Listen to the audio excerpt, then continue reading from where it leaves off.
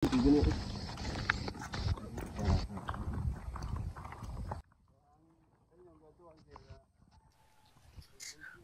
araw, bagong pag-asa.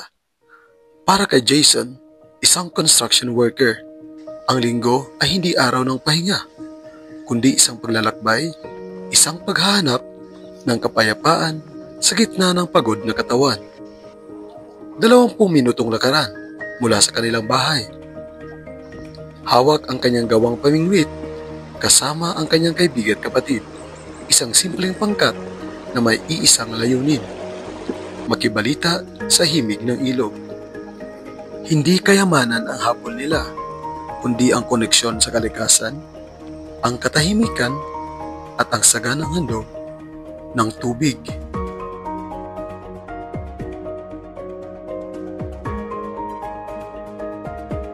Narito na ang ilog.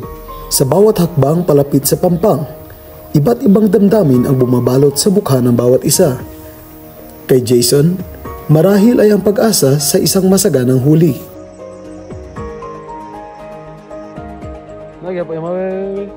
Ang ilog maamo sa paningin, ngunit nagtataglay rin ng mga lihim. Ang mga linta, isang bahagi ng siklo ng buhay, isang palatandaan na ang ilog ay buhay, ngunit nagpapaalala rin na maging maingat sa bawat hakbang. Isang makabagong teknolohiya ang ginagamit ni Jason sa pangingisda. 2 metal na aparato, parang mga antena na nagpapadala ng kuryente sa ilog.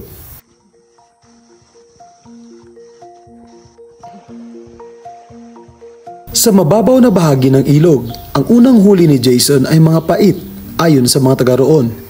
Isang uri ng isda na karaniwan sa mga maliliit na batis. Habang patuloy siyang naghahanap, umahon na rin kami.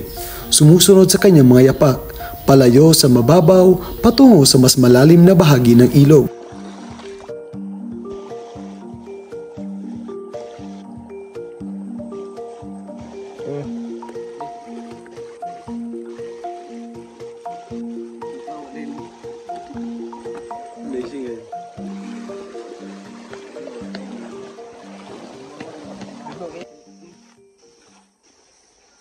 At habang patuloy ang aming paglalakbay, dumami rin ang aming huli. Hito, palaka, alimango, isang pagpapakita ng kayamanan ng ilog, isang sagana na nagpapakita ng balanse ng kalikasan. Mula sa mga simpleng pait, patungo sa mas malalaki at mas magkakaibang uri ng isda at hayop. Isang patunay ng yaman ng ilog.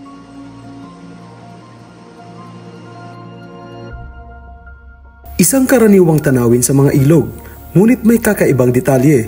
Isang linta na kakapit at sumisipsip ng dugo sa isang palaka. Ang mga linta karaniwang kumakain ng dugo ng mga hayop, maging isda, palaka at kung minsan maging ng mga tao.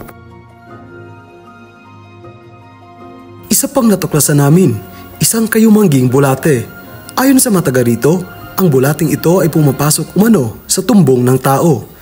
Isang paniniwala na nagpapakita ng kanilang kaalaman sa mga nilalang sa kanilang paligid.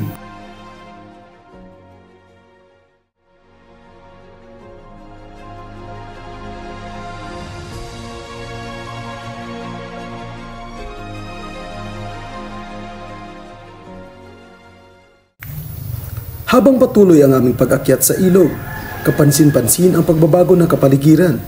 Mas lumalim ang tubig, mas malalago ang mga puno, at mas dumami ang mga nahuling isda. Kilalanin natin ang uway, isang matibay at nababaluktot na baging na matagal nang ginagamit ng mga Pilipino. Bahagi ito ng pamilyang palma, at ang mga tangkay nito ay ginagamit sa paggawa ng mga bubong ng nipa, lambat pangingisda, muebles at iba pang kagamitan. Isang mahalagang bahagi ito ng ating kultura at kasaysayan. Patuloy ang paglalakbay ni Jason, ni Amak at ng kanyang mga kasama. Ang tubig unti-unting lumalalim. Ang mga puno mas nagiging luntian.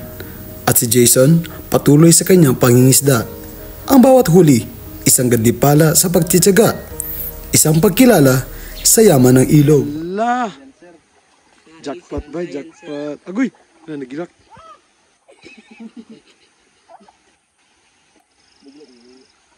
Gibalian. Ano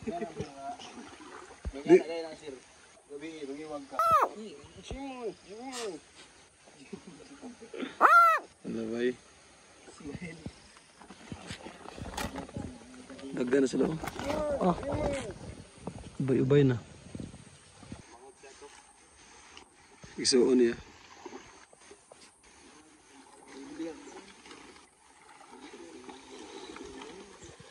Basta mga kuwan may mga ingana ba? Tago-tago sila. Ako magyapon na yun. Wow. Ay. Tara. Another one. A giant one. Oh. Ay. Jackpot. Oh.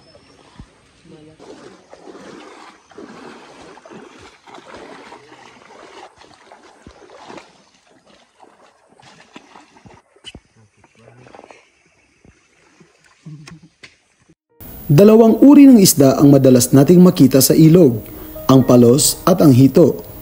Ang palos, mahaba, manipis at parang ahas ang hugis, samantalang ang hito naman, may bigote, malapad ang katawan at may matutulis na tinik.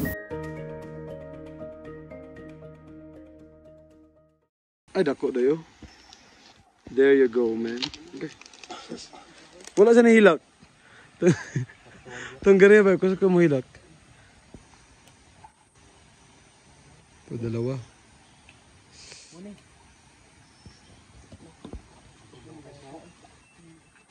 Alas 8 pa lang ng umaga, pero ang aming mga sikmura, kumakalam na.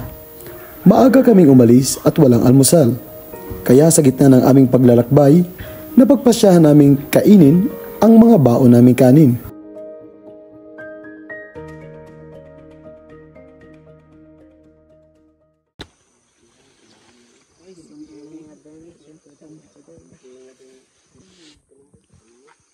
Sa bayan ng Talakag, ang pangingisda gamit ang makabagong teknolohiya ay hindi pangkaraniwan. Iilan lamang ang mga gumagawa nito at hindi ito ang kanilang pang-araw-araw na hanap buhay. Si Jason ay isa sa kanila. Para kay Jason, ang pangingisda ay hindi araw-araw na gawain. Ginagawa niya lamang ito paminsan-minsan at depende pa sa lagay ng panahon. Kailangan ang magandang panahon para maging matagumpay ang kanyang pangingisda.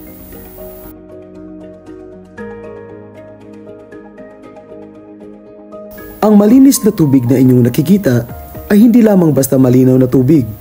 Ito ay may scientific explanation na nagsasabi ng kalusugan ng ating ecosystem. Ang malinis na tubig sa sapa ay nangangahulugan ng mababang antas ng pollution, chemical man tulad ng pesticides at heavy metals, biological gaya ng bacteria at virus, o physical tulad ng dumi at plastic. Tingnan natin ang laman ng supot. Hindi inaasahang halo-halo. Mga isda, maliliit at malalaki, at mga palaka. Parang isang maliit na mundo sa loob ng isang supot. Isang di inaasahang pagsasama-sama ng mga nilalang sa ilog.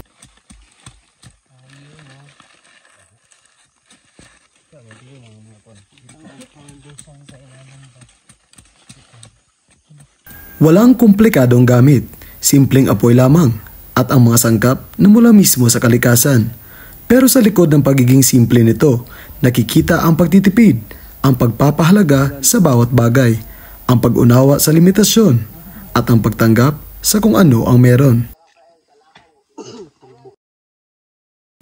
Pagod man ang katawan, ang puso ni Jason ay puno ng ligaya. Ang kanyang huli, isang simpleng biyaya mula sa ilog, ay dadalhin sa kanyang tahanan, sa piling ng kanyang pamilya. Isang simpleng agahan, ngunit puno ng pagmamahal at pagkakaisa. Ang amoy ng nilulutong isda, isang nakakaakit na bango na nagpapaalala sa atin ng mga simpleng kagalakan sa buhay. Walang komplikadong pagkain. Ang mahalaga ay ang pagsasama-sama, ang pagbabahagi at ang pagpapasalamat sa biyayang natanggap. Ang ilog, ang tahanan, at ang pamilya. Tatlong elemento na magkakaugnay sa kwentong ito. Isang kwento ng pagsusumikap, ng pag-asa, at ng pagmamahal. Isang simpleng buhay, ngunit puno ng kahulugan. Isang paalala na ang tunay na kayamanan ay hindi nasusukat sa material na bagay, kundi sa pagmamahal at pagkakaisa. Ako si Ken, at ito ang Ken Stories.